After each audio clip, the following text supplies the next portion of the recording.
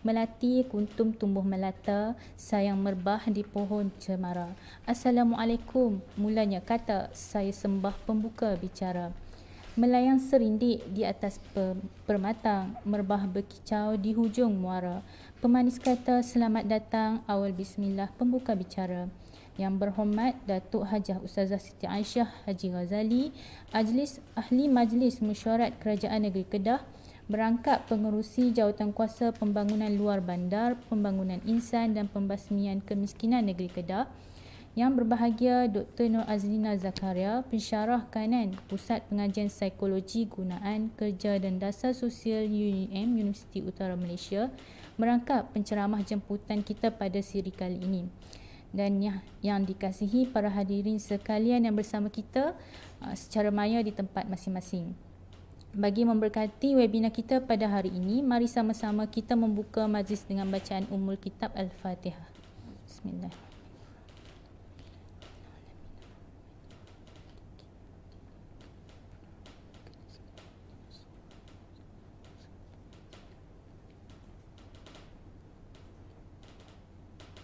Amin, amin, amin, ya Rabbal Alamin. Hadirin dan hadirat yang dikasihi sekalian, syukur kehadrat ilahi kerana dengan limpah dan kurnianya dapat kita bersama pada petang ini di dalam diskusi ilmiah siri pertama webinar vaksin rohani COVID COVID pasal apa hang tak mau balik. Saya tambah pasal apa hang tak mau balik lagi. Okey. Berfokuskan pada tajuk kita pada minggu ini iaitu pengukuhan spiritual dalam mendepani pandemik COVID-19. Okey, sebelum kita bersulam bicara, sebelum ilmu menusuk di dada, kata orang tak kenal maka tak cinta. Oleh itu secara ringkas, latar belakang YB Datuk Siti Aisyah Haji Ghazali kita adalah beliau merupakan adun Merbapulas, menetap di Padang Serai, mempunyai 5 cahaya mata. Memulakan kerjaya sebagai ahli politik sejak tahun 2008, hampir 13 tahun dah ya dalam bidang politik. Pernah berkhidmat sebagai guru pendidikan Islam di Sekolah Kebangsaan Permatang Tok Dik, Padang Serai Kedah dan Sekolah Kebangsaan Bukit Selarong. Manakala penceramah jemputan kita pula iaitu Dr. Nur Azlina Zakaria. Latar belakang pendidikan merupakan lepasan Al-Azhar dalam bidang usuluddin, kemudian menyambung pengajian di dalam master dalam falsafah Islam di Cairo University, PhD dalam pemikiran Islam di USM dan mempunyai pengalaman kerja selama 13 tahun sebagai pensyarah di UNISYAM dan 2 tahun sekarang ini di UUM. Okey, pengalaman NGO pula ialah beliau merupakan AJK Majlis Dakwah Negara Kedah, AJK Pertubuhan Nur Fitriah dan AJK Perkim Changlun. Okey, sedikit maklumat berkaitan dengan webinar kita pada hari ini. Untuk maklumat semua, siri webinar vaksin rohani ini merupakan cetusan idea YB Datuk Aisyah sebagai penganjur utama di bawah Pejabat Exco dan menjadi sebahagian daripada program pembangunan insan negeri Kedah. Webinar vaksin rohani ini diharap dapat menjadi salah satu program yang dapat meningkatkan kekuatan spiritual dalam mendepani suasana pandemik pada hari ini. Webinar akan dimulakan dengan ucapan perasmian oleh YB Datuk Aisyah sendiri dan disusuli dengan slot ceramah oleh Dr. Nur Azlina. Okey, untuk maklumat semua, kita akan ada kuis dan hadiah juga bagi peserta yang telah mendaftar. Okey, untuk maklumat awal lah, kuis kita akan beri di akhir ceramah ini. Okey, jadi tanpa membuang masa, saya selaku moderator ingin menjemput Datuk Siti Aisyah Ghazali bagi menyampaikan ucapan aluan dan seterusnya merasmikan webinar vaksin rohani kita pada petang ini. Majlis dengan rasminya menjemput.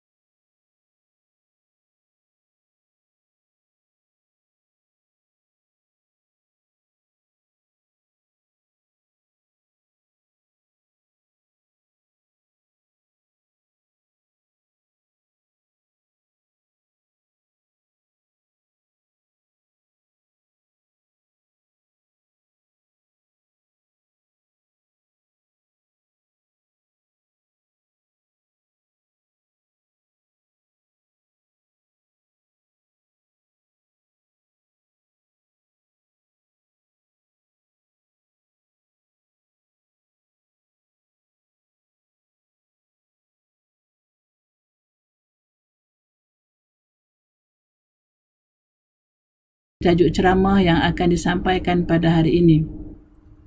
Tajuk hari ini adalah COVID pasal apa hang tak mau balik. Inilah di antara untuk memberi penekanan bagaimana penekanan spiritual kepada kita, bagaimana untuk kita menghadapi suasana pandemik COVID-19 ini. Terlebih dahulu saya mengambil kesempatan ini merakamkan ucapan tahniah kepada tuan-tuan dan puan-puan yang sudi menyertai dan meluangkan masa mengikuti program webinar bicara vaksin rohani pada hari ini. Tidak lupa juga penghargaan dan terima kasih kepada kumpulan jawatankuasa pemikir pembangunan modal insan di bawah portfolio saya selaku pengerusi pembangunan insan negeri Kedah telah bekerjasama memberi dan berkongsi idea untuk menjayakan program bicara pada hari ini. Semoga penganjuran program bicara ini akan mendapat rahmat dari Allah Subhanahu Wa Taala, memandangkan niat dan objektif program ini adalah untuk kebaikan bersama. Tuan-tuan puan-puan yang saya kasihi sekalian, program pada hari ini adalah bertujuan untuk membantu masyarakat bagi meningkatkan tahap kesedaran, kepahaman dan keyakinan masyarakat dalam berhadapan dengan pandemik COVID-19 yang sedang dialami oleh semua lapisan masyarakat di seluruh negara ketika ini. Justru itu, saya sebagai Exco Kerajaan Negeri Kedah yang menjaga portfolio pembangunan insan dan kesejahteraan masyarakat bertanggungjawab untuk memberi dorongan dan nasihat melalui program-program berbentuk modal insan bagi membina semangat dan kekuatan diri masyarakat, khususnya rakyat negeri Kedah yang berhadapan dengan cabaran pada saat ini. Kita faham, kini bukan sahaja Malaysia yang dilanda pandemik COVID-19, tetapi seluruh negara telah terkesan. Ini merupakan badai dan cabaran yang terpaksa kita tempuhi dan memastikan fungsi dan peranan kita tidak jauh ketinggalan walaupun dalam fasa ini. Meskipun kita bukanlah barisan hadapan frontliners yang mempertaruhkan nyawa bergelumang dengan virus, namun kita juga adalah barisan hadapan untuk memastikan masyarakat terus bangkit menerima kemudahan yang disediakan demi kelangsungan hidup. Tuan-tuan, puan-puan yang saya kasih sekalian, saya amat berbesar hati dengan penganjuran program ini. Melalui program ini kita dapat menyampaikan maklumat kepada orang ramai secara maya, terutamanya kepada anak-anak muda sehingga ke golongan dewasa. Diharap program seperti ini dapat memberi manfaat dan kesedaran tentang kepentingan pembangunan insan secara rohani. Program-program seperti ini akan diteruskan lagi melalui platform-platform yang bersesuaian ataupun yang sedia ada. Justru itu, demi membangunkan modal insan, kita mahu memberi pengetahuan yang secukupnya. Kita mahu mendidik masyarakat menjadi bangsa yang berpekerti mulia, berhemah tinggi, berjiwa besar, cintakan negara dan mempunyai kekuatan jasmani dan rohani yang tinggi. Untuk makluman para pendengar saya kasihi sekalian, unit pembangunan insan ini telah melakukan pelbagai program sama ada secara maya dan juga secara fizikal. Ketika kita diberi ruang semasa PKPP, pihak unit pembangunan insan dengan kerjasama NGO dan juga pejabat agama daerah telah mengadakan program secara fizikal di ketika itu, iaitu Semara Ar-Rayyan. Beberapa parlimen telah mengadakan program Semara Ar-Rayyan dengan menghurai surah Al-Hujurat dengan kerjasama penceramah-penceramah daripada yang berautoriti untuk menyampaikan maklumat. Dan juga pihak pembangunan insan negeri Kedah telah mewujudkan satu jawatankuasa pemikir untuk membantu pembangunan insan negeri Kedah untuk memberi maklumat atau memberi pandangan, cadangan kepada unit pembangunan insan negeri Kedah untuk meneruskan program membangunkan manusia bermula daripada awal kelahiran sehinggalah kita dijemput oleh Allah Subhanahu Wa Taala. Tuan-tuan, puan-puan yang saya kasih sekalian, kita sudah maklum dalam suasana COVID-19 ini, kematian itu suatu yang amat mengerikan bagi kita, dan ada sahabat kita yang telah meninggalkan kita, ada saudara mara yang telah meninggalkan kita, ada ibu bapa yang telah meninggalkan kita, ada sahabat-sahabat kita yang sekarang berada dalam suasana kuarantin, dalam suasana tahanan di hospital untuk rawatan COVID ini, dan kita diharap semua yang ada di sini pada petang ini sama-sama kita memanjatkan doa kepada Allah Subhanahu wa taala. Semoga COVID ini beredar dari negeri kita, tempat kita, negara kita dan dunia ini. Banyaklah berdoa, Allahumma inna na'udzubika minal barasi wal jununi wal juzami wa min sa'il asqam. Itulah harapan daripada pihak unit pembangunan insan negeri Kedah kepada seluruh yang mendengar pada petang ini.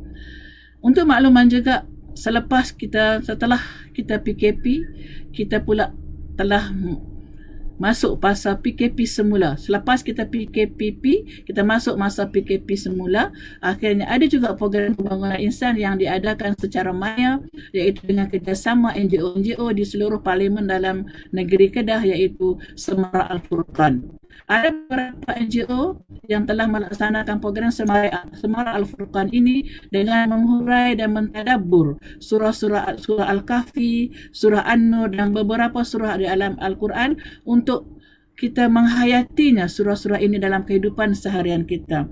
Oleh itu saya berharap kepada seluruh pendengar yang ada pada hari ini, semoga kita mengambil bahagian dalam setiap program pembangunan insan sama ada dalam secara maya dan secara maya di ketika ini, untuk kita adalah sebahagian daripada insan-insan yang dipilih oleh Allah Subhanahu wa taala untuk mengikuti program ini pada hari ini dan di masa-masa yang akan datang.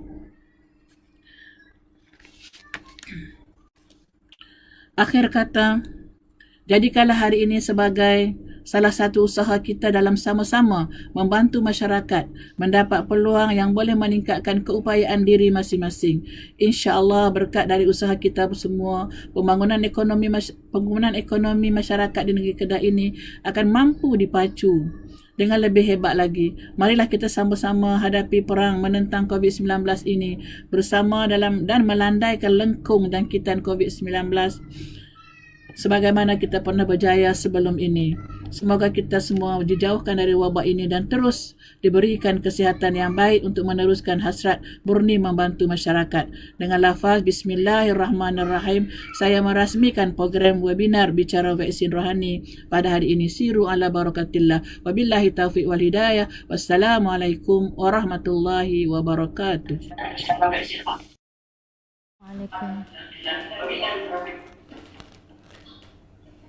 Waalaikumsalam warahmatullahi wabarakatuh. Alhamdulillah, terima kasih diucapkan kepada YB Datuk Siti Aisyah Haji Razali di atas ucapan alu-aluan serta sekaligus merasmikan program kita pada petang ini. Jadi beberapa poin yang kita dapat daripada ucapan YB Datuk sendiri, iaitu antara tujuan utama program yang kita laksanakan pada hari ini adalah untuk menaikkan semangat dan kekuatan bagi rakyat kita sendiri dan menjadi salah satu platform untuk menyampaikan maklumat kepada masyarakat. Selain itu, Ustazah juga ada berkongsi tentang perkongsian program-program yang telah dilaksanakan di bawah unit pembangunan insan semasa PKPB maupun PKP. Dan juga seruan Ustaz Wabi Datuk untuk meneruskan atau memperkuatkan doa-doa kita sepanjang PKP supaya diangkat wabak ini, insya-Allah. Jadi para hadirin dan hadirat yang dirahmati Allah sekalian, webinar kita akan diteruskan dengan menjemput Dr. Nur Azlina Zakaria untuk menyampaikan perkongsian dan ceramah yang bertajuk pengukuhan spiritual dalam menepani pandemik COVID-19. Sebagai permulaan, kita akan ada 4 soalan yang akan diajukan kepada Dr. Nur Azlina, yang mana saya mulakan dengan soalan yang pertama, iaitu apakah COVID-19 ni satu bala daripada Allah atau perancangan Amerika atau China? Okey, jadi sama-sama kita mendengar pendapat daripada Dr. Nur Azina sendiri tentang soalan pertama daripada saya. Dipersilakan doktor. Bismillahirrahmanirrahim. Assalamualaikum warahmatullahi wabarakatuh. Alhamdulillahirabbil alamin wa bihi nasta'in fi umuri dunya waddin. Salatan wa salaman ala Rasulillah wa ala alihi wa sahbihi ajma'in, amma ba'd. Terima kasih saudari pengurusi majlis yang berhormat, Datuk Ustazah Siti Aisyah binti Haji Ghazali, Ahli Majlis Mesyuarat Kerajaan Negeri Kedah, merangkap pengurusi jawatankuasa pembangunan luar bandar, pembasmian kemiskinan, pembangunan insan dan kesejahteraan masyarakat Negeri Kedah Darul Aman. Seterusnya para sahabat ahli jawatankuasa pembangunan Darul Insan dan juga ahli jawatankuasa pemikir pembangunan insan, dan yang dikasihi para penonton yang dirahmati Allah sekalian. Jadi alhamdulillah pada petang ini terima kasih saya ucapkan kepada penganjur yang telah menjemput saya yang untuk memberikan pengisian pada slot yang pertama webinar vaksin rohani yang merupakan siri-siri yang akan berlangsung, beberapa siri yang dirancangkan oleh jawatankuasa ini yang akan berlangsung sebegini pada masa akan datang. Tajuk yang diamanahkan saya untuk disampaikan kepada para penonton sekalian adalah tentang COVID ya. Kenapa, pasal apa hang tak mau balik? Ya. Dan moderator sebentar tadi ya telah mengungkapkan soalan dari mana mai COVID ni? Ya, pada ketika tahun lepas lah kita telah masuk ke tahun yang kedua ya dilanda pandemik ini, dan pada ketika permulaan pandemik COVID-19 ni berbagai spekulasi tentang asal usul virus ni mai kok mana ya. Mai daripada binatang ke, market kat negeri China ke, mai daripada tentera Amerika ke, macam-macam teori yang disampaikan. Dan sampai ke hari ini, sebagaimana kehilangan kapal terbang kita kapal terbang kita, sebagaimana banyak-banyak misteri Nusantara yang lain, misteri alam yang lain, asal usul kuman COVID ni muncul di atas muka bumi ni memang belum ada jawapannya. Ya, nak menyiasat pun tengah-tengah duk penyakit, duk merebak, nak menyiasat pun payah ya. Tetapi hari ini tajuk kita tentang spirituality ya, spirituality. Tetapi dari aspek spiritual, bagi mereka yang mempercayai kewujudannya Tuhan, terutamanya kita umat Islam, dan begitu juga saya percaya daripada mereka yang beragama yang mempercayai wujudnya Tuhan sebagai pencipta kepada alam ataupun universe dan kepada seluruh makhluk yang ada di alam maya ini, mempercayai bahawa sang virus COVID-19 ni, moderator, juga merupakan salah satu makhluk yang diciptakan oleh Allah Subhanahu Wa Taala.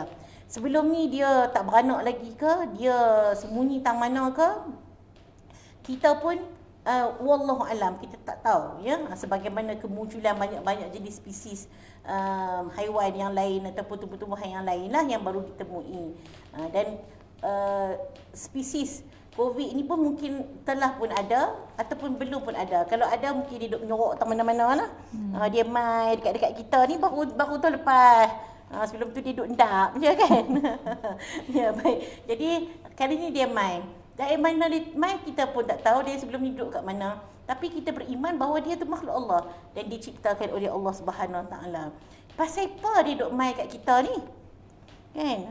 Mai-mai pula bagi kita sakit pula tu. Mati pula. Bagi matilah. Kan? Lepas tu tak mau balik, dia seronok.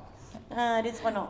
Jadi sebagai kita umat Islam yang beriman kepada Allah Subhanahu Wa Taala, Allah Subhanahu Wa Taala memberikan panduan dalam Al-Quran tentang apa-apa saja benda yang kita tak seronok lah, yang kita tak syok, yang sama ada penyakit, ya, ribut, taufan, gempa bumi ke, tsunami dan sebagainya. Allah sebut ada dua sebab kenapa perkara tersebut hadir dalam dunia kita dan juga berada dekat kita. Yang pertama, firman Allah Subhanahu Wa Taala dalam surah Al-Anbiya ayat 35. A'udzubillahi minasyaitonirrajim. Bismillahirrahmanirrahim. Kullu nafsin dha'iqatul maut wa lanabluwakum bisyarri wal khairi fitnah wa ilaina turja'un. Tiap-tiap diri akan merasai mati dan kami menguji kamu dengan kesusahan dan kesenangan sebagai cubaan dan kepada kamilah kamu semua akan dikembalikan. Okay. Dan juga Allah SWT berfirman lagi dalam surah Muhammad ayat 31, وَلَنَبْلُوَنَّكُمْ حَتَّى نَعْلَمَ الْمُجَاهِدِينَ مِنْكُمْ وَالصَّابِرِينَ وَلَنَبْلُوَ أَخْبَارَكُمْ. Dan demi sesungguhnya kami tetap menguji kamu, wahai orang-orang yang mengaku beriman, sehingga ternyata pengetahuan kami tentang adanya orang-orang yang berjuang dari kalangan kamu dan orang-orang yang sabar dalam menjalankan perintah kami. Dan sehingga kami dapat mengesahkan benar atau tidaknya berita-berita tentang keadaan diri kamu.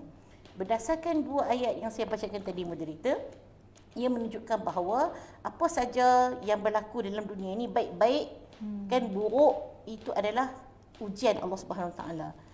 Kerana hakikat kejadian kita, kenapa Allah campakkan kita dan ciptakan dunia ini dan bumi ini dan kita manusia semua untuk duduk sini adalah untuk diuji. Dia uji siapa yang layak untuk berada di syurganya dan siapa yang layak untuk berada di nerakanya di akhirat kelak. Ya, jadi setiap apa yang berlaku, baik ataupun buruk, itu ujian. Jadi bila kita kata COVID ni, kita kata dia baik ke buruk? Lah ni kita kata buruk dah. Tak nampak hikmah lagi. Nanti bila nampak hikmah, kita kata ada baik kat COVID ni, no. Yang kita nampak banyak buruk lah. Okay. Jadi kalau kita kata COVID tu buruk, dia juga adalah sebahagian daripada ujian Allah Subhanahu Taala. Yang baik kita dapat macam-macam sebelum ni pun ujian juga. Jadi Allah uji dua-dua. Ada satu lagi Allah Subhanahu Taala sebut bahawa apabila ditimpakan satu yang dipanggil musibah, bahasa Arab pun panggil musibah, kan, kita orang Melayu pun panggil musibah. Arab musibah, swat. Jadi bila kita dengar kata musibah ni, benda-benda yang tak seronok lah, bala lah, kita kata selalunya sebut bala. Tapi sebenarnya maksud musibah itu adalah sesuatu yang ditimpakan. Dua-dua, baik ke buruk, dua-dua. Ya. Tetapi ia boleh menjadi bala. Baik, tadi ujian tadi Allah sebut dalam bahasa Arab, bala dengan ujian ni dia datang daripada root word ataupun perkataan yang sama. Jadi ujian tadi ibtila. Yang kita duk sebut bala ni, yang duk sebut bala, bahasa Melayu pun panggil bala tu pun datang daripada kata dasar yang sama. Ini menunjukkan sama ada ianya adalah ujian ataupun dia adalah sesuatu yang kita panggil bala. Dalam bahasa Melayu panggil bala tu pun dia adalah sebahagian daripada ujian Allah Subhanahu Wa Taala. Jadi Allah sebut dalam surah Al-Hadid ayat 22, wa ma asaba min musibatin fil ard wala fi anfusikum illa fi kitabin min qabli an nabra'aha inna dhalika 'ala Allah yasir. Tidak ada suatu kesusahan atau bala bencana yang ditimpakan di bumi dan tidak juga yang menimpa diri kamu, melainkan telah sedia ada di dalam kitab, yakni pengetahuan Allah Subhanahu Wa Taala, sebelum kami menjadikannya. Sesungguhnya mengadakan yang demikian itu adalah mudah bagi Allah Subhanahu Wa Taala. Jadi cerita nak COVID nak main ni Allah tahu lama dah. Allah dah rancang dah. Pada saat dan ketikanya Allah sebut kun fayakun, kita selalu baca dalam Yasin tu, dia main lah. Jadi pak siapa dia main dah dalam perancangan Allah. Sebahagian daripada ujian Allah kepada kita semua. Kemudian Allah sebut lagi dalam surah At-Taghabun ayat yang ke-11, ya. Wa ma asaba min musibatin illa biiznillah wa man yu'min billah yahdi qalbah wallahu bikulli syai'in alim. Tidak ada kesusahan atau bala bencana yang menimpa seseorang melainkan dengan izin Allah. Jadi siapa yang kena COVID tu Allah izin, siapa tak kena COVID tu pun Allah izin. Depa kata kalau tak cucuk vaksin kena, apa siapa cucuk vaksin kena pula Allah izin. Hak tak cucuk vaksin tak kena Allah izin. Hang buatlah macam mana pun, semuanya bergantung kepada keizinan Allah Subhanahu Wa Taala, tu hakikat dia, ya. Dan sesiapa yang beriman kepada Allah, Allah akan memimpin hatinya untuk menerima apa yang telah berlaku itu dengan tenang dan sabar. Barang siapa yang dipimpin oleh Allah, COVID pun, COVID lah. Dia tak berapa nak cemas sangat. Dan dia tawakal kepada Allah. Dia tahu tu makhluk Allah. Kan, makhluk Allah. Jadi dia tawakal. Kalau ditakdirkan COVID itulah menjadi sebab kepada kematian pun dah ditulis oleh Allah. Awal lagi. Kan Allah dah tulis dia mati sebab COVID. Kalau tak pasal COVID pun dia mati juga. Kan? Jadi kita tengok macam-macam kan kawan-kawan kita banyak dengan berita kematian akhir-akhir ni. Ada yang bukan pasal COVID pun, tengah-tengah selah orang mati pasal banyak-banyak COVID, dia mati pasal aksiden, dia mati pasal jatuh. Celah-celah orang nak mati sebab COVID ni. Jadi bagi mereka yang disebut tadi, yang mereka yang beriman tadi, Allah akan letakkan ketenangan. Dia tak berresah gelisah. Mailah tsunami ke, gempa bumi ke, COVID-19 ke, dia tahu bahawa itu daripada Allah, ada sebab musababnya, ada kebaikannya, dan kalau itu adalah jalan untuk dia mati, matilah. Macam tu. Jadi tak risau. Sebab dia tahu kalau bukan pasal COVID pun, kalau memang dah sampai waktu dia mati. Dan ingatlah Allah Maha mengetahui akan setiap sesuatu. Jadi berdasarkan apa yang ayat-ayat Quran yang saya bacakan tadi, cik moderator, moderator kita, ya, COVID tu dia main kot mana. Jadi hampa nak spekulasi bab Amerika ke bab China tu lepas-lepas ni kan. Itu adalah itu adalah perkara yang belum kita ketahui. Ataupun dia bukan pasal depa pun. Pasal dia duk ada orang tu, lepas tu dia memang mangkak-mangkak, dia terbang-terbang lompat-lompat sampai kat kita. Ataupun tak pasal-pasal dia memang dicampakkan di situ, ya. Itu semua dalam ilmu Allah Subhanahu Wa Taala. Wallahu alam bisawab, kita pun tak tahu. Dan apabila Allah telah mentakdirkan COVID itu datang, macam-macam kuman hak lain lah, cap-cap lain juga. Sebelum ni kita pun ada macam-macam kuman, MERS-CoV lah, ya, kuman H1N1 lah, hak burung bawa terbang, hak tu pun seriau, kan, macam-macam lagi lah virus-virus semua ni. Ya, dan sebelum ini beratus-ratus tahun, 2-3 kali kalau kita baca sejarah, dunia ditimpa oleh wabak yang banyak, kan. Sebelum ni Allah bagi ta'un, kan, pening juga lama lah sementara nak dapat penawar kepada ta'un. Sebelum tu kalau dekat alam Nusantara ni kita banyak hutan, banyak pokok, kita dibelanda oleh malaria. Kan, sementara nak dapat quinine tu sebagai ubat pun banyak dah, juta-juta orang mati. Dan hari ini Allah beri ujian kepada kita dengan sejenis makhluk yang diciptakannya yang bernama COVID-19, yang kita panggil nama dia COVID-19, yang sebenarnya daripada Allah lah. Kan? Dan kenapa dia diciptakan adalah untuk menjadi ujian kepada kita. Ujian untuk orang cerdik pandai, suruh Allah bagi akal nak suruh cari penawar. Kan? Kemudian ujian juga nak tengok yang tadi tu disebut, nak tengok apa? Tujuan utama Allah nak uji, nak tengok sabar ke tak, nak tengok bertakwa ke tak, nak tengok ingat kepada Allah ke tak. Jadi sebagai orang Islam, yang itulah bila kita nak berhadapan dengan COVID-19 ni, kita kena selalu ingat bahawa ia adalah makhluk Allah Subhanahu Taala. Sebab tu kadang-kadang orang kata tak usah duk laknat lah COVID tu makhluk Allah. Dan COVID tu dia duk merayap kat kita, duk jangkit kat kita, kita terjahat sungguh COVID ni. Dia adalah makhluk jahat yang mentaati Allah. Macam mana bakteria yang lain dan virus-virus yang lain, mereka semua adalah tentera-tentera Allah, dan mereka adalah makhluk yang taat kepada Allah Subhanahu Taala. Jadi Allah kata kat dia, tak usah balik lagi handuk tang tu. Dia pun tak balik. Dan pasal apa dia tak balik? Dia taat kepada perintah Allah dah tu. Begitulah moderator. Baik, terima kasih doktor. Itu ya dia tentang COVID. Adakah hak bala ataupun daripada Amerika Syarikat ataupun daripada China. Jadi doktor telah menjawab, yang mana saya tertarik, yang mana doktor memberi satu definisi kepada musibah, iaitu sesuatu yang ditimpa, tak kira lah benda tu baik ataupun buruk. Jadi dan definisi ujian juga yang diberi sebagai persamaan kepada ibtila, yang mana kita sebut kalau di kalangan orang rakyat Melayu ni kita cakap bala-bala kan. Tapi sebenarnya benda tu walaupun bala, ada juga yang baik, ada juga yang buruk. Kadang kita tak nampak dia punya kesan dia tu. Okey, seterusnya soalan yang kedua. Sebelum saya pergi kepada soalan yang kedua ni, saya nak berpesan kepada para peserta, bagi mana-mana peserta yang ingin melontarkan soalan kepada kita punya doktor, boleh letakkan ataupun tulis soalan anda di bahagian chat kita punya Zoom, ataupun bagi yang melihat kita di Facebook, boleh menulis juga di bahagian ruangan komen. Okey, jadi seterusnya soalan kedua daripada saya, kepada doktor. secara spiritual ataupun kerohanian, saya rasa soalan ni ada sikit tadi, doktor dah masuk sikit jawapan dia.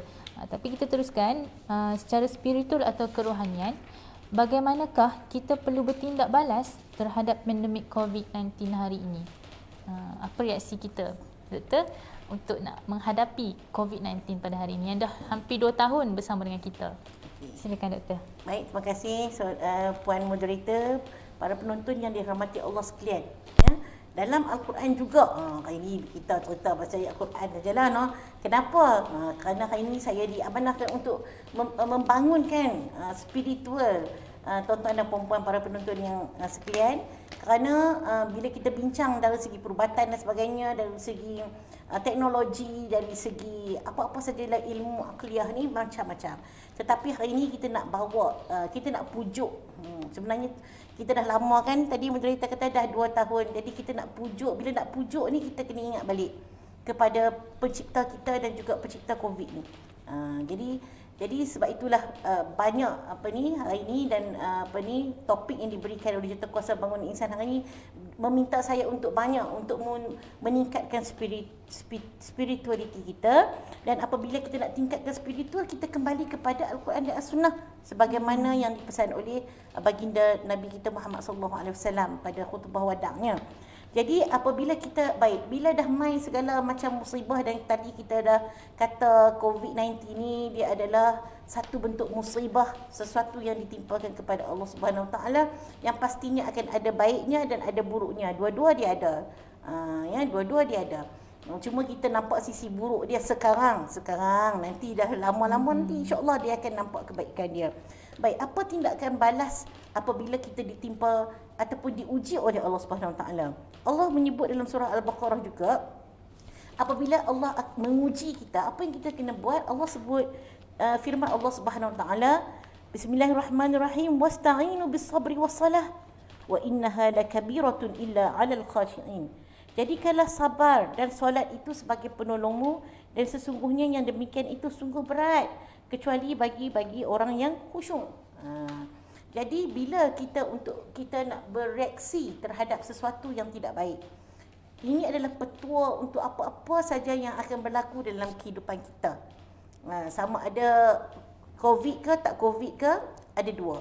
Yang pertama, sekiranya kita dapat musibah yang baik, sebenarnya musibah ni dia baik pun musibah juga. Dapat duit yang banyak, kan, dapat anak ramai, cerdik-cerdik semua, tu kan rezeki semua tu. Tapi dia sebenarnya musibah. Kerana yang baik itu juga musibah. Tadi dah sebut kan, dia adalah ujian juga, dia adalah ibtila.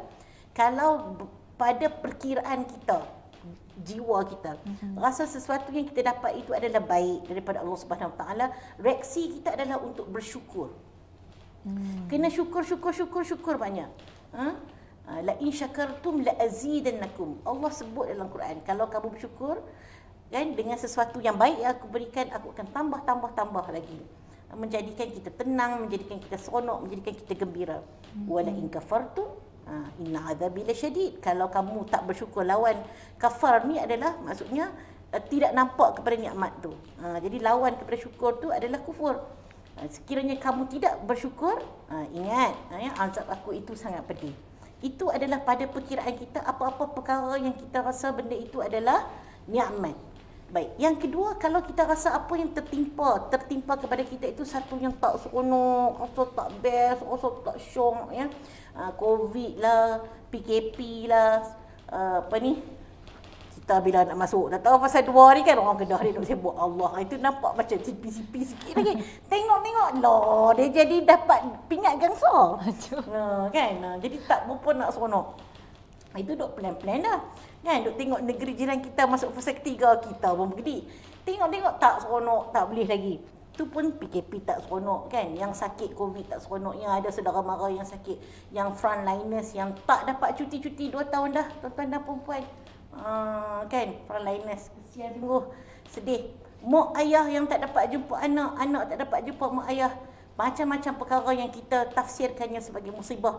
Bagi depa yang kena COVID tu, yang stage 4, 5 yang segala masuk tube, yang kematian tu, tak usah ceritalah betapa beratnya yang ancaman atau musibah COVID secara direct kepada mereka. Yang tak kena pula dia kena ancaman yang lain tadilah. PKP-nya, keberisian ekonominya, hilang kerja dan sebagainya. Baik, nak buat apa ni? Nak buat apa? Kan Allah sebut dua perkara. Yang pertama sabar, yang kedua solat. Ya, solat tu dari segi bahasa maksudnya doa. Jadi doa dan juga sembahyang, doa dalam solat. Maksudnya perbuatan solat itu yang kita panggil, orang Melayu kita panggil semayang tu adalah satu yang daripada awal sampai hujung tu segalanya doa. Dan kalau di luar solat kita berdoa. Saya ni juga kaunselor pelatih menderita. Kalau kaunselor pelatih ni biasanya kita dilatih untuk bila ada orang mai cerita masalah kat kita, nombor satu perkataan pantang. Kita jangan sebut kat dia apa? Sabar. Ni nak buat macam mana ni? Tuhan suruh kita sabar. Tak boleh sabar. Muslim kita jangan duk suruh sabar. Suruh sabar. Tapi Tuhan suruh sabar. Kenapa? Kerana dia memang tak dapat nak dielakkan. Itu firman Allah Subhanahu Wa Taala. Baik. Jadi kami yang para kaunselor kata apa? Tak boleh kata sabar. Kita kata tahniah kerana anda telah bersabar, bukan suruh sabar. Tahniah kerana anda semua, masyarakat negeri Kedah, masyarakat Malaysia, anda telah bersabar menempuh 2 tahun COVID ini. Kan? Anda belum melakukan apa-apa perkara yang luar daripada logiknya, yang melanggar kepada perintah Allah Subhanahu Taala. Itu menunjukkan anda telah bersabar. Ya, sabar tu maksudnya apa? Tahan. Orang Kedah kata tahan sampai bila? Kalau ikut WHO kata tak tahulah ni COVID ni akan bersama-sama dengan kita. Bertahun-tahun lagi. Tak tahap ke? Tahap bila? Kan? Tahap lah. Jadi bersabar tu maknanya menahan diri. Tahan diri daripada putus asa. Tahan diri daripada berhenti berfikir. Bagi para ilmuwan yang duk cari ubat-ubatan, jangan putus asa untuk terus cari ubat. Kerana Allah Subhanahu Taala bila benda tu wahyu, kita percaya bahawa dia akan berlaku. Kalau bukan wahyu, kita tak percaya. Likulli da'in dawa, bagi setiap ubat itu adalah ada penawarnya.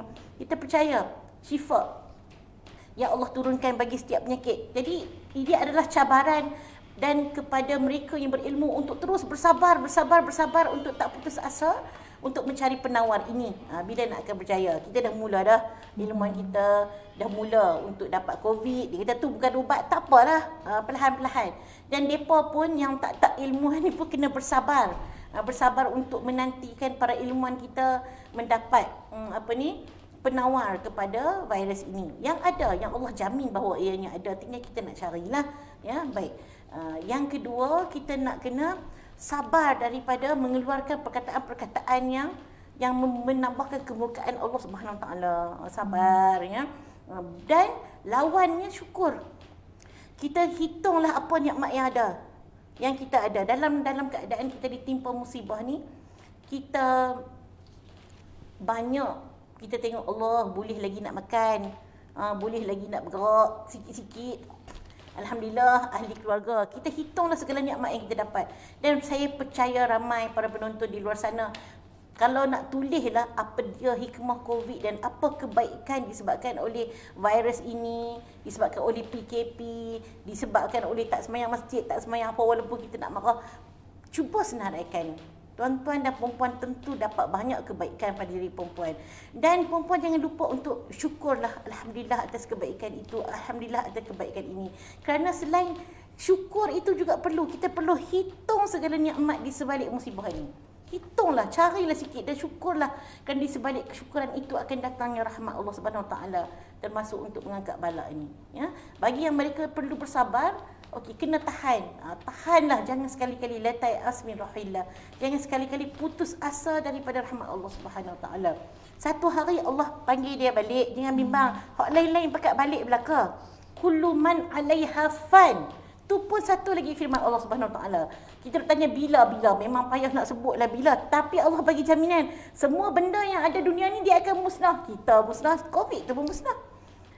Allah dah kata satu hari dia balik. Cuma Allah nak uji kita, tengok sabar dah, nak tengok menjadi rahsia kepada Allah bila wabak ini akan diangkat. Dan yang kedua, jangan lupa untuk solat, doa dan mintalah dengan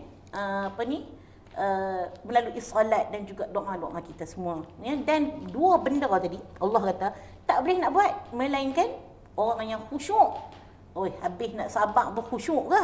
Okay, maksud khusyuk kat sini adalah menghadirkan diri.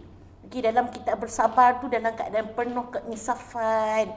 Kan bukan duk sabar, duk bebai geram. Memang ada PKP sabar, dia tak khusyuk tak. Dia adalah dengan menghadirkan, mendekatkan diri Allah dalam keadaan bersabar tersebut. Ya. Jadi demikianlah, kalau macam mana nak hadapi musibah termasuk COVID ini, syukur, hitunglah segala nikmat yang ada di celah musibah ini. Yang kedua, sabar. Yang ketiga, salat dan doa. Sila moderator, begitulah.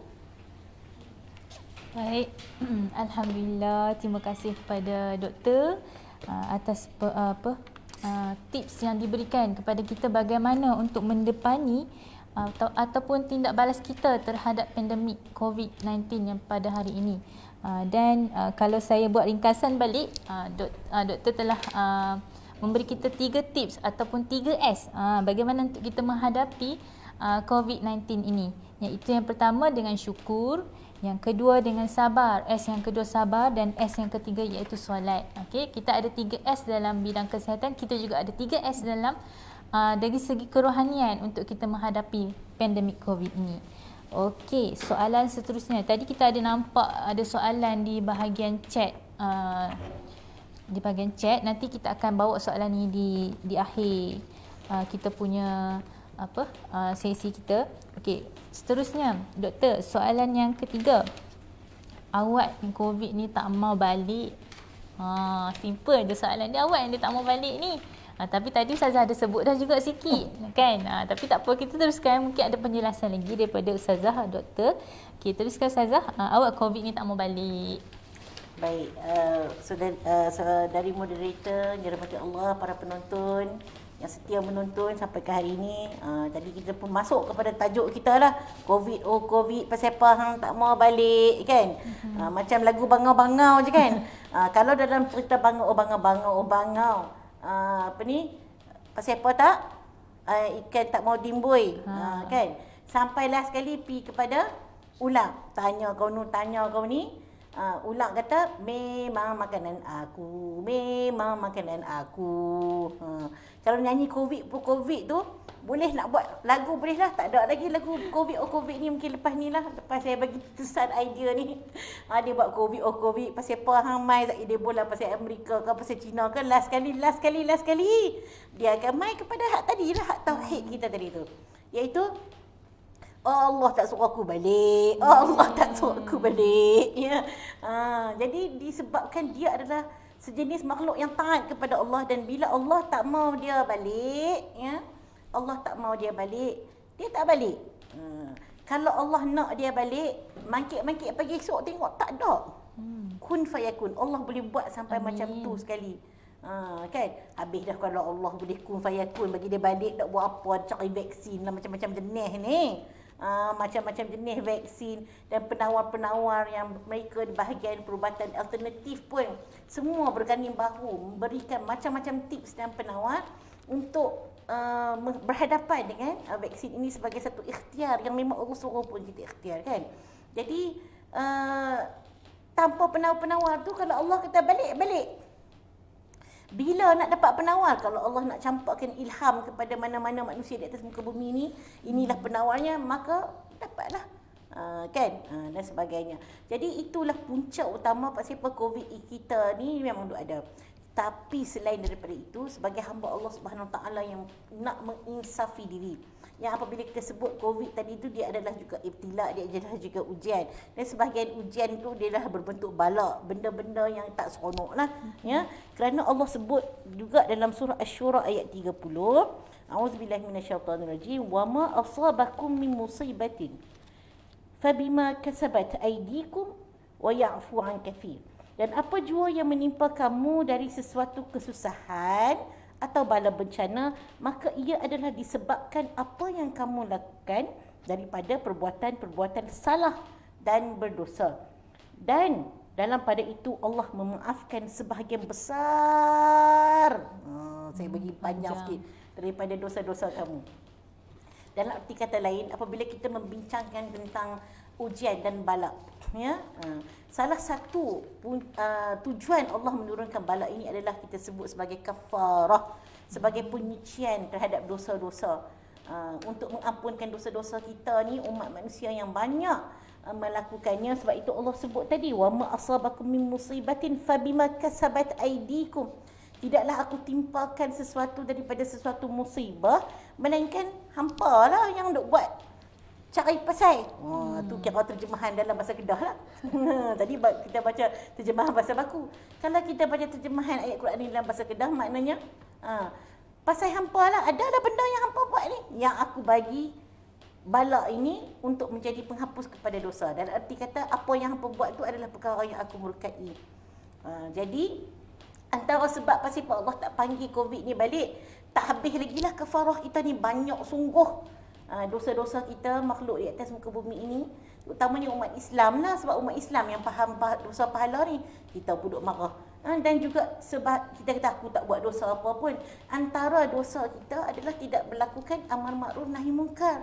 Ada orang buat dosa, kita kata kubuk hang lain-lain, kubuk aku lain-lain. Sebab tu kalau ada orang tegur kita dan sebagainya, jangan marah kat dia lah, kata terima kasih, nak ikut tak apa, tak mau ikut pun tak apa.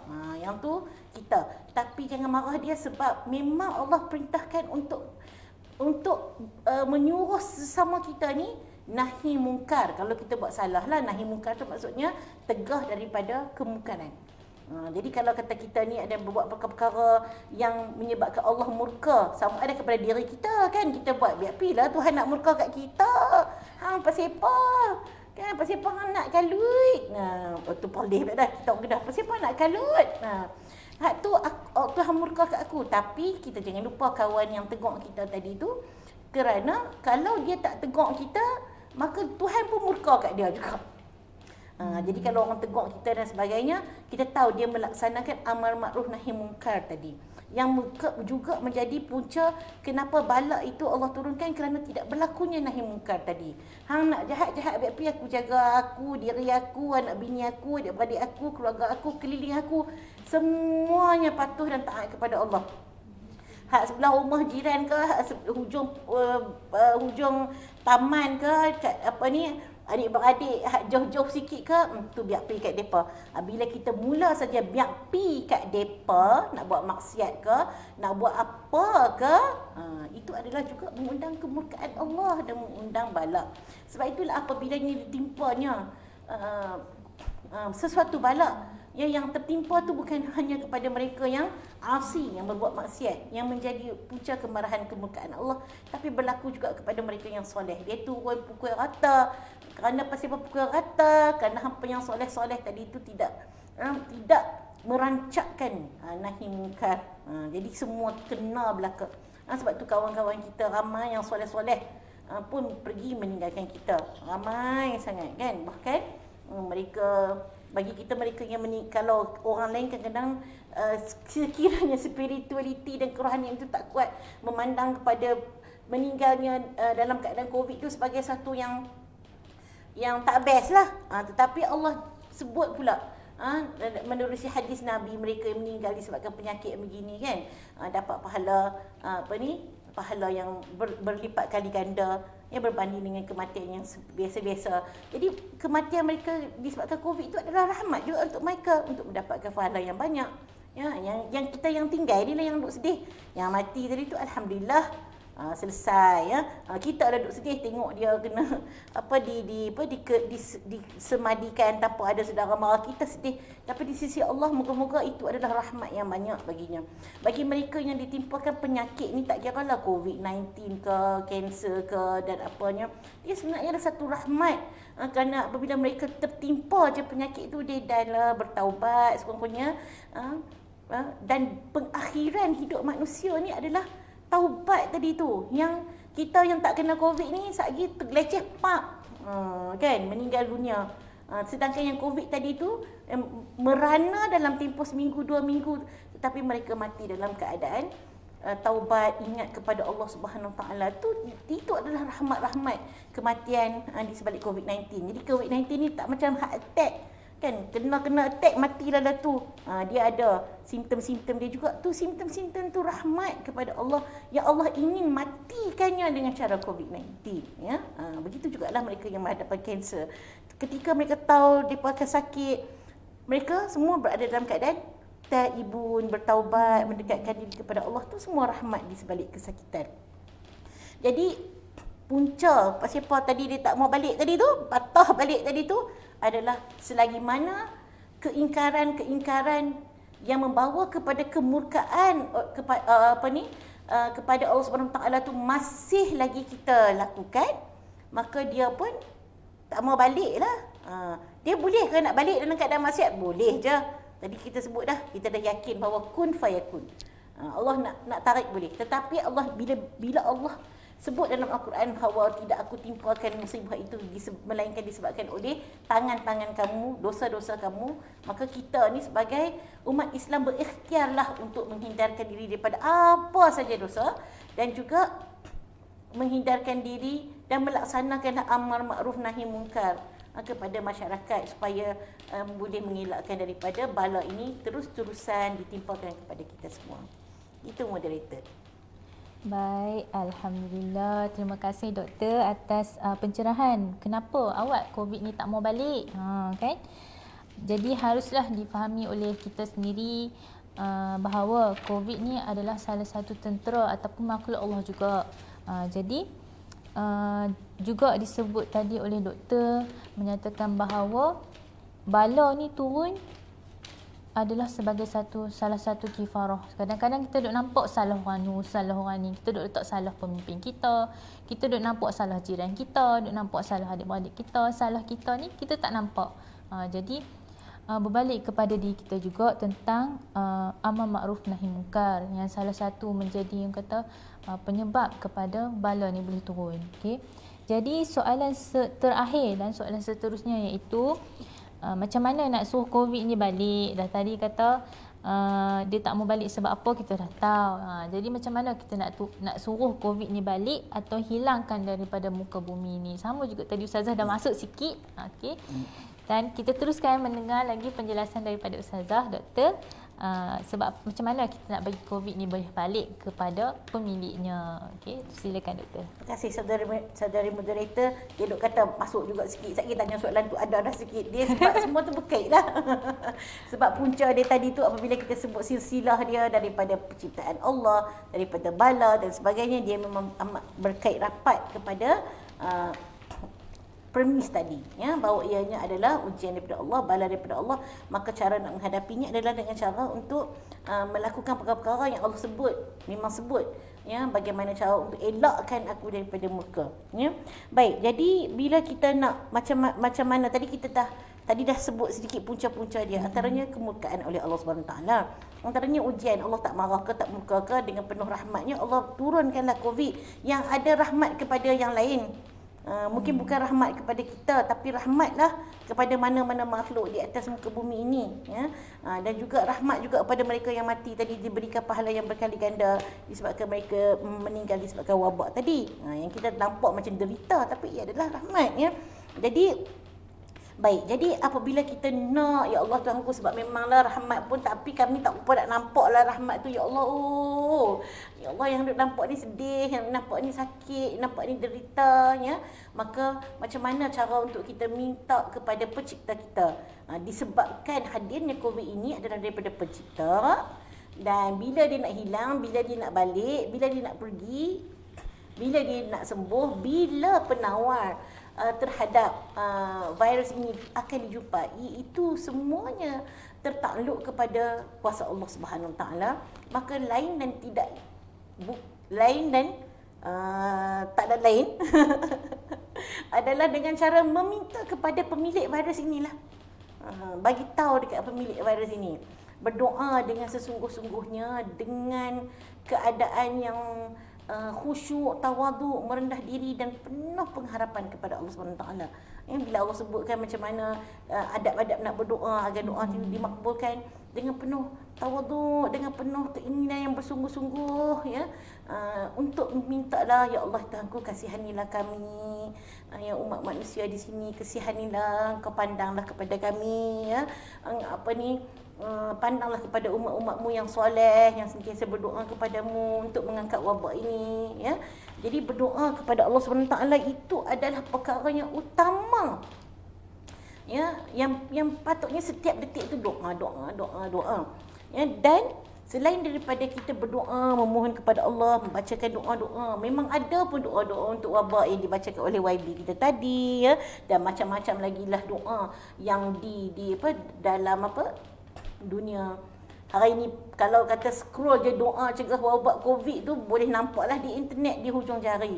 Daripada duk scroll benda-benda yang lain, kita scroll doa-doa tersebut. Bacalah sebagai wirid harian kita daripada pagi sampai petang, ya.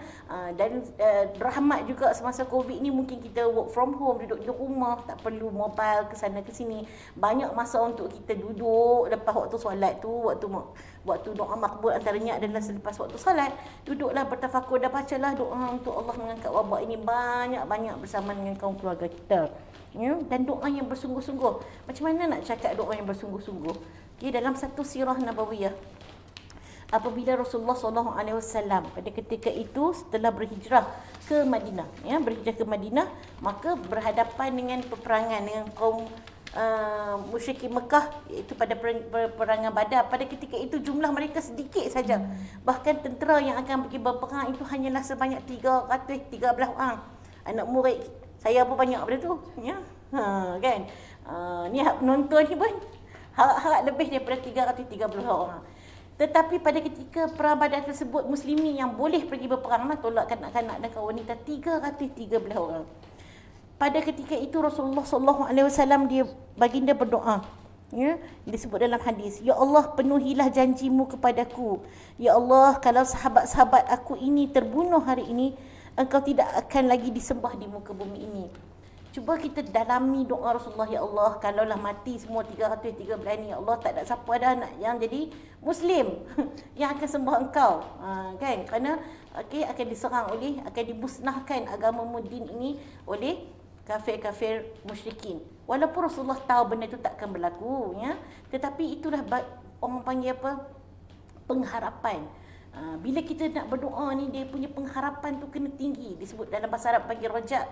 Ar-raja, tingginya pengharapan tu, dan dengan rasa penuh sangka baiknya bahawa Allah akan mengabulkan doa kita. Doa penuh pengharapan.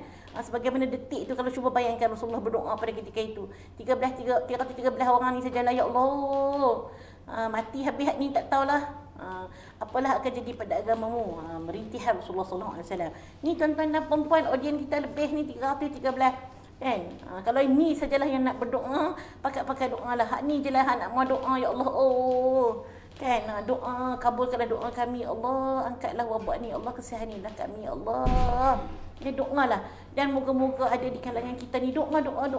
Ada yang soleh yang Allah pandang kepada mereka, ya, dan Allah akan mengangkat wabak ini dengan kasih sayangnya kepada hamba-hambanya. Seterusnya, bila kita sebut tadi, kedua ni doa tak ni kan? Nombor 2. Tadi bila kita dah tahu bahawa antara faktor-faktor balak dan musibah ini ditimpakan kepada Allah Subhanahu Wa Taala adalah disebabkan inat. Apa dia inat? Ni melampau batas, bagi Allah murka, buat benda-benda yang Allah tak suka.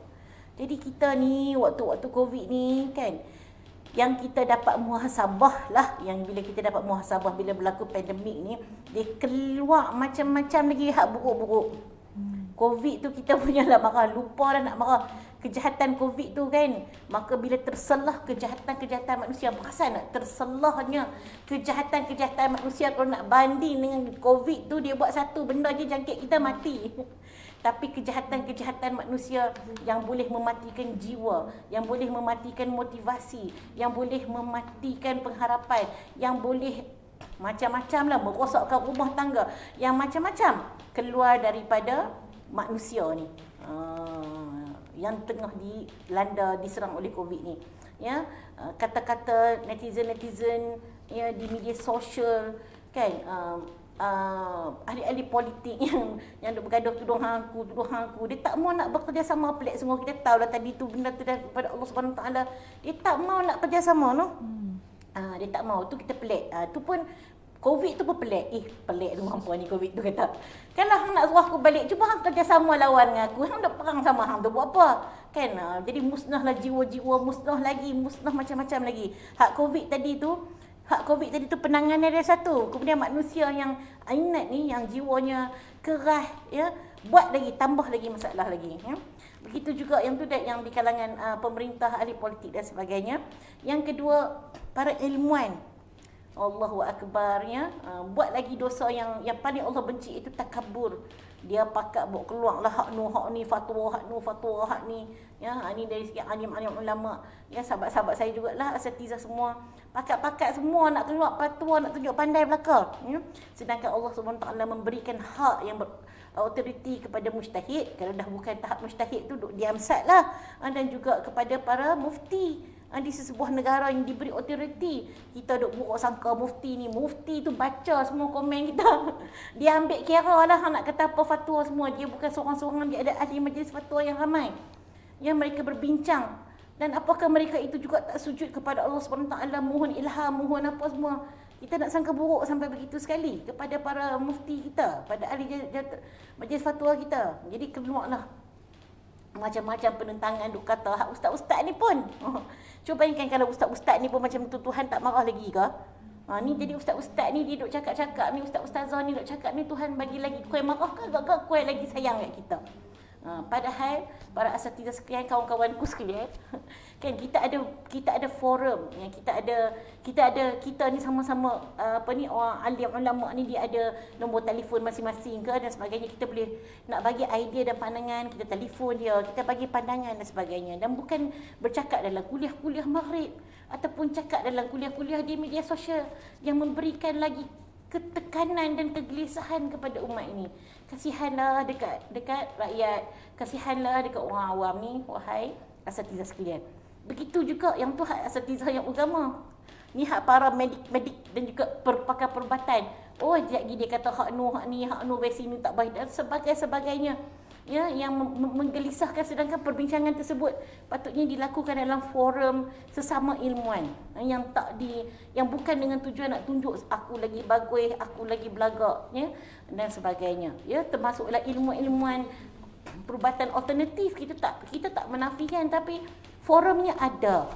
Dan kita jangan cakap sesuatu benda yang impaknya belum kita ketahui, ya. Kita kasihan dekat mereka yang mungkin tidak mendapat info dengan masak ataupun info yang matang, yang maklumat-maklumat yang telah pun dieksperimenkan dan dikaji dan sebagainya. Jadi perkara-perkara tersebut punca dia apa? Takabur. Orang Kedah kata takabur tu action. Orang putih dengar action tu apa? Action tu kan tindakan. Kita orang putih kata action, belagak, ya. Takabur. Jadi takabur ni adalah perkara yang sangat dimurkai oleh Allah Subhanahu Wa Taala, dosa hati yang sangat dimurkai oleh Allah, dan perkara itu ditunjukkan dan dipaparkan dengan tanpa malunya. Ya, lah ni tak payah nak keluar TV pun tak payah, media sosial pun dah cukup. TV website yang ada TV pun banyak. Ya, ketakaburan itu ditunjuk dengan tanpa malunya kepada Allah Subhanahu Wa Taala, Al-Aziz, Al-Jabbar, Al-Mutakabbir. Tak empat ada rasa malu kepada Allah, ya. Yang baik yang muslim, yang kafir telah lagi, ya, yang muslim pun sama. Inilah antara perkara-perkara yang menambahkan kemurkaan Allah Subhanahu Wa Taala, wallahu alam, ya. Jadi apa yang patut kita lakukan adalah doa dan juga cuba untuk meraih rahmat Allah Subhanahu Wa Taala dengan menghilangkan segala kemungkaran yang mungkin boleh membawa kepada murka Allah Subhanahu Wa Taala. Meninggalkan dosa dan jangan tambah dosa. Tengah-tengah COVID ni kuih-kuih banyak pula dosa kita tengok. Bukan kuih-kuih banyak. Termasuklah juga dia kata tak buat dosa macam mana masjid katuk, tu pun dosa juga. Dia duk kacau bab masjid katuk tak katuk. Tadi saya disebutkan Allah memberi hak kepada ilmuwan untuk membuat keputusan, kan? Hakim yang beri keputusan, kita ikut. Dia pun habaq semayang sah. pahala dapat, jarak, ikut perkara-perkara tersebut. Benda-benda khilafiah ini tidak, yang mana lagi tak buat berdosa tak apa. Daripada kita pasal nak sembahyang rapat atau pasal nak marah tak ada sembahyang masjid, kita menambahkan kemurkaan Allah Subhanahu Wa Taala dengan pelbagai cecaan, pelbagai kutukan. Yang sedangkan perkara tersebut boleh disampaikan dengan cara yang lebih baik kepada mereka yang berwajib. Ya, jadi jangan timbulkan kemurkaan Allah. Sebaliknya cubalah raih rahmat, raih kasih sayang Allah, raih simpati Allah Subhanahu Wa Taala kepada kita semua umat Islam. Jadi dua itulah saja cerita, doa dan jangan tambahkan kemurkaan Allah Subhanahu Wa Taala. Baik, terima kasih Ustazah, Doktor. Alhamdulillah kita dah habis 4 soalan. Daripada saya lah kepada doktor, kita ada satu soalan daripada seorang daripada Cik Muhammad Asri. Okey, saya terus kepada soalan lah Ustazah. Okey, apakah nasihat Dr. Azlina kepada golongan anti vaksin? Okey, silakan. Baik. Para penonton yang dirahmati Allah sekalian.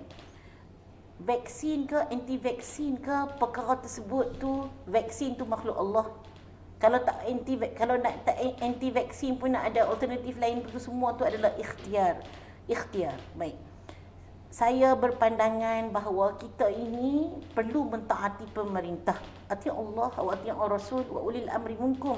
Pada perkara-perkara pemerintah diberi kuasa oleh Allah Subhanahu Taala untuk jaga umat ni. Kan? Khalifah, tak ada khalifah. Kemudian pemerintah, apatah lagi pemerintah itu muslim. Yang dinasihati oleh mereka yang mukmin, yang takutkan Allah di sekitar mereka. Jadi kita selagi mana perintah tersebut diperintahkan oleh pemerintah kita dan perkara itu tidak ada nas yang qat'i. Faham tak qat'i? Qat'i ni maknanya disebut dalam hadis vaksin tu haram, disebut dalam Quran vaksin tu haram. Ada perkataan vaksin tat'im. tak kan? Jadi lagi tak ada qat'i, benda khilafiyah apabila diarahkan oleh pemerintah kita taat. Adapun dari segi akidah, vaksin itu tak boleh mencegah. Tak ambil vaksin pun tak mencegah, tetapi ketaatan kepada pemerintah tadi itu yang wajib. Dari segi akidah, yang akan menyembuhkan kita, yang akan mencegahkan kita daripada COVID tu bukan vaksin, tetapi Allah Subhanahu Wa Taala melalui kun fayakun pun Allah boleh buat. Tetapi Allah suruh berikhtiar, dan Allah memberikan akal kepada mereka yang berilmu, ulil albab yang disebut dalam Al-Quran, untuk mentadabbur segala makhluk yang ada ni dan cuba untuk formulasikannya sebagai sebagai dawa ataupun sebagai ubat-ubatan. Allah mengiktiraf mereka yang ulil albab, mereka yang diberikan kecerdikan yang lebih. Maka vaksin itu adalah hanya sebagai ikhtiar, kecerdikan, hikmah yang lahir daripada otak yang Allah bagi. Dan apabila dikaji, ianya adalah mudarat, ada yang manfaat, ada side effect.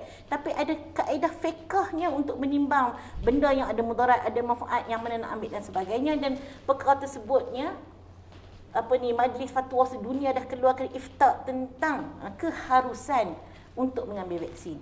Baik, sekarang ni pemerintah kita tak wajib lagi, baru galakkan untuk mencapai imuniti kelompok.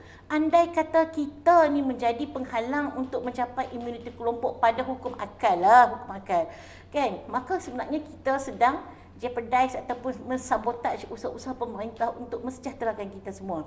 Kalau tak mau, tak apalah, masuk dalam 20% tadi tu. Tak mau sudah. Jangan kacau orang. Jangan marah dekat orang yang mengambil dari segi keputusan benda khilafiyah. Dia kata tak mau. Okey, pemerintah pun tak paksa. Yang kata okey, tak payahlah duk hasut mereka. Terutamanya dari segi logik, yang ambil vaksin tu dia cucuk daripada kecil. Dia piang-piang mak dia bagi cucuk dah. Sampai ke besar main-main dekat vaksin COVID-19 dia tak mau. Kerana macam-macam polemik lah yang kita tahu. Dulu ni kita tak ada segala Facebook tu, orang duk cakap lama dah, anti vaksin ni wujud lama dah. Sebab tak ada segala media sosial, Facebook lah, WhatsApp, Telegram ni, kita tak tahu maklumat tu. Sekarang ni bila disebarkan melalui perkara tersebut, kita hak duk cucuk. Segala pergi Mekah cucuk, segala vaksin ni pun tiba-tiba main tahun ni duk buat ketang, duk buat uguh. Kan? Okey, jadi kita percaya kepada alim ulama. Itu saja, fiqh kepada alim ulama kita yang diberi otoriti oleh Allah Subhanahu Wa Taala untuk menentukan keputusan bagi negara. Untuk individu, you don't want, it's up to you selagi mana ini tak diwajibkan oleh pemerintah. Kalau diwajibkan, dia jadi wajib lah. Ya, tapi tak wajib pun. Jadi tak usah duk kacau orang, hak duduk cucuk daripada baby tu sampai ke besar. Tambah kami hak perempuan dengan segala rubella, tak bela, macam-macam lagi cucuk kat kita ni kan.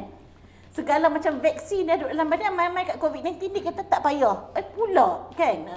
Jadi ada benda yang pro, ada yang cons. Anda yang tidak mahu, ambillah itu sebagai keputusan peribadi anda selagi mana anda tidak diwajibkan buat demikian. Tak payahlah hasut-hasut orang hak memang duk makan Panadol. Ada orang yang memang tak makan ubat langsung, dia bukan alopati, dia perubatan alternatif lah, homeopati dan lain-lain.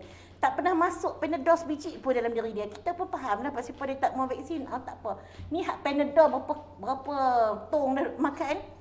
Ubat macam-macam makneka jenis, sikit-sikit pergi hospital, sikit-sikit pergi hospital. Hak mana pasien tu ikut je lah. Ikut alopati tadi tu. Dalam perubatan pun dia ada macam mazhab juga tuan-tuan dan perempuan. Jadi kalau kita yang memang daripada kecil sampai lah ni duk ikut mazhab alopati, iaitu perubatan yang menjadi mainstream sekarang ni, di hospital-hospital kita dan klinik-klinik kita tu, kita ikut je lah yang vaksin ni. Tiba-tiba mai-mai kat vaksin COVID-19 dia tak mahu pula dah Panadol berapa karung dah dia makan kan. Baik, yang tak makan Panadol daripada kecil, makan ubat lain lah, homeopati ke apa, kita boleh faham kenapa mereka tak mau vaksin. Sebab itu anak-anak mereka tak pernah cucuk, mereka pun sejarum pun tak pernah masuk. Jadi mereka pun tak mau lepas siapa pula kami nak kena cucuk ni. Okey, tu hampa masuk dalam 20% tu. Tak, kerajaan tak wajibkan tu.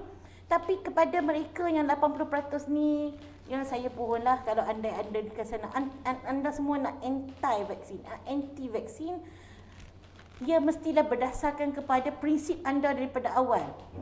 Dan kalau boleh janganlah menghasut mereka yang telah pun mengikuti sistem alopati ni daripada awal kelahiran mereka sampailah kepada hari ini, ya, untuk tidak mentaati saranan-saranan pemerintah dan ahli agama yang lain. Jadi kita pun, itu pun juga dalam bentuk takabur jugalah. Kita semua tu bukannya qat'i. Yang semua tu bukan qat'i. Kalau anti vaksin kata ni ubat-ubat dia pun bukan qat'i. Bukan qat'i. Dia buat pun tak jadi. Dia buat boleh jadi, boleh jadi tak jadi. Jadi apa dia? Penyembuh dia Allah Subhanahu Wa Taala. Senang saja. Hang ambil vaksin pun boleh sembuh, hang tak ambil vaksin pun sembuh. Tapi bila kita ambil vaksin, kita telah melakukan pahala kerana kita membantu umat. Pengambilan vaksin ini bukan untuk individu tetapi untuk ummah. Kita ambil sebagai seorang yang divaksin itu sebagai salah satu usaha untuk kita bantu masyarakat untuk wujudkan apa yang diistilahkan sebagai herd immunity secara ilmu yang ada sampai hari ini lah. Ada ilmu-ilmu lain, nanti kaji-kaji lain tak apa. Tapi sampai setakat ini ilmu yang mampu dicapai oleh manusia yang tu, maka ulama pun ahli fatwa, masjid fatwa pun mengiyakannya dan mengakuinya. Kita turutlah dengan penuh tawaduk sebagai orang yang tak ada mikroskop sendiri dan tak ada kan, tak ada mikroskop, tak ada nak pergi makmal sendiri nak cari ubat sendiri dan sebagainya, ya. Dan saya nak tambah sikit. Selalu bagi mereka yang Islamis lah kita panggilkan, yang makan-makan ubatan sunnah dan sebagainya, itu pun tak sebut qat'i. Qat'i. Bahkan hadis yang mengatakan contohnya habatus sauda itu adalah ubat kecuali mati, dibahaskan oleh ulama hadis dengan pelbagai huraian yang mengatakan bahawa ianya bukannya makna yang dipanggil makna lafzi, tapi dia ada makna maknawinya, makna balarinya. Bahkan kebanyakan at-tibba dibahaskan lama dah ni, dia pun bahas balik 1400 tahun dah. Orang bahas tentang hadis habatus sauda ni. Dah keluar dah buku sekali Ibn Sina lah, perubatan Nuh 700 Masihi, 900 Masihi, tulis dah yang telah membahaskan sama ada ni bukannya orang Yahudi ke orang kafir. Ahli perubatan Islam yang membahaskan sama ada hadis tentang habatus sauda ke hadis madu dan sebagainya itu adalah rawatan qat'i ataupun dia adalah zanni ataupun dia adalah balari, dan mereka membuat kesimpulan bahawa ia bukannya qat'i. Kerana ada makna balarinya kat situ. Kan? Maksudnya Ustazah, qat'i Maksudnya itu? ada pendapat contohnya habatus sauda. Jadi at-tibba al-muslimin pada kurun yang ke 900 Masihi, 700 Masihi mengatakan bahawa bila mereka eksperimen dia adalah tabai, walaupun disebut kullu tapi makna dia dari segi balaghah ataupun kita balaghah ni bahasa Melayu kita panggil simpulan bahasa. Dia adalah menunjukkan sebahagian. Kalau belajar ilmu mantiq, ada yang sebut kullu tapi maksudnya ba'du. Tu ilmu mantiq, ilmu logik yang dipelajari oleh ulama-ulama usuluddin. Jadi walaupun disebut kullu kat situ tapi maknanya ba'du. Jadi para atibak ni dah kaji bahawa yang kebanyakan yang boleh diubati oleh habatus sauda ni adalah penyakit-penyakit sejuk, tapi penyakit panas boleh bawa mudarat. Daripada eksperimen dah. Jadi takkanlah hadis Nabi tu makan-makan habatus sauda jadi mati lagi mudarat lagi. Apakah hadis Nabi itu palsu sedangkan ia adalah wahyu? Disebab itulah para ulama dan ahli hadis mengatakan bahawa maksud kullu dalam hadis tersebut bukannya kul tapi ditabain. Ada disebut ba'du tu maknanya sebahagian penyakit-penyakit. Jadi kalaulah anda semua yang nak jual-jual, nak promotkan makanan sunnah dan sebagainya, rajin-rajin juga belajar tentang huraian-huraian hadis, baca kitab-kitab tentang Tibbun Nabawi tersebut, ya, kerana ubat-ubat yang disebut tersebut. Kalau macam tu tak payah pakai habatus sauda. Apa dia ubat yang Rasulullah kata ubat? Jampi bila apa pun. Baca Al-Fatihah. Nak kalut bercari habatus sauda mahal, buat apa baca Fatihah sudah. Kan? Tetapi bukan itu yang Allah kehendaki. Allah nak kita berikhtiar. Allah sebut ada di kalangan ulul albab untuk berfikir, dan COVID ini dijadikan juga sebagai ujian untuk ahli ilmuan untuk mencari penawarnya untuk membantu kita semua. Ya? Itu moderator. Masya Allah, Alhamdulillah. Terlalu banyak perkara yang kita dapat daripada perbincangan pada petang ini. Banyaklah antara poin-poin yang penting untuk kita bawa balik ataupun kita amalkan selepas ini adalah teruskan berdoa supaya Allah mengangkat bala COVID-19 ni. Okey. Jadi kita dah sampai di pengakhir. Sebelum tu kita nak tengok mungkin ada lagi soalan daripada peserta. Aisyah menyatakan jika kita muhasabah, memang banyak hikmah yang dapat kita explore dari diri kerana selama ini kita terlalu bergelut dengan masa. Sekarang kita ada masa, banyak perkara yang boleh kita buat dan kita boleh tengok yang mana keutamaan. Betul tu. Dan komen daripada Farihah Muhammad Noor, yang paling ketara dapat solat berjemaah dengan anak-anak setiap waktu solat fardullah. Okey. Alhamdulillah. Okey. Sebenarnya kalau kita tengok balik, banyak perkara positif yang boleh kita ambil di sekeliling kita. Okey, melihat dengan mata hati. Kan kita selalu dengar itu. Okey, jadi kita dah sampai di pengakhir. Sebelum tu, okey, pihak Urus Setia ada memaklumkan kita akan ada kuis, yang mana kita akan ada 3 soalan kuis dan kita akan share link soalan tersebut di bahagian chat. Okey, di bahagian chat para peserta boleh menjawab soalan. Okey, minta Urus Setia untuk share link kuis tersebut.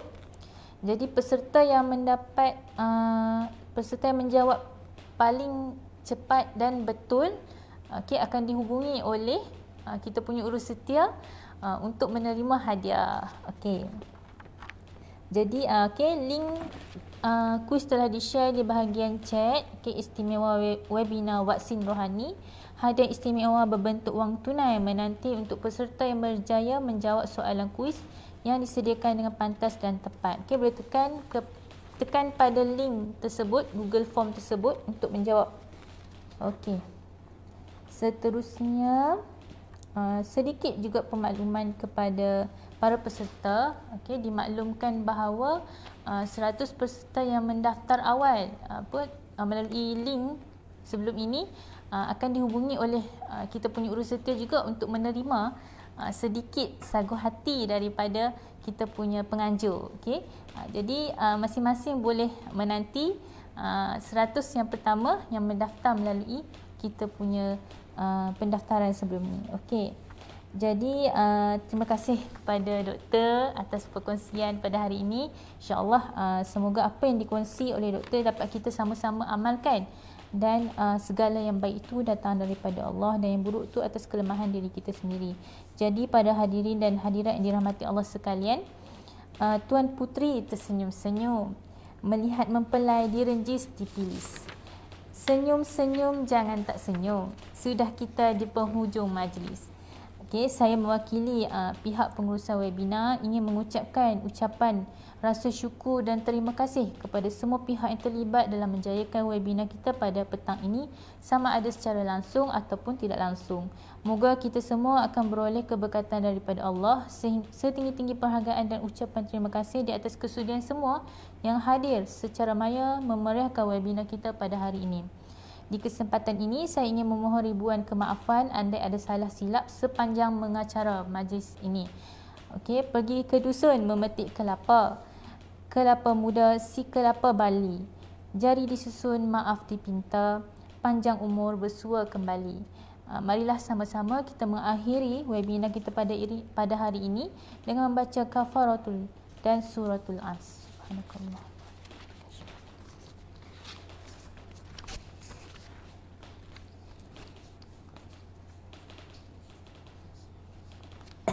Sekian, Assalamualaikum warahmatullahi wabarakatuh.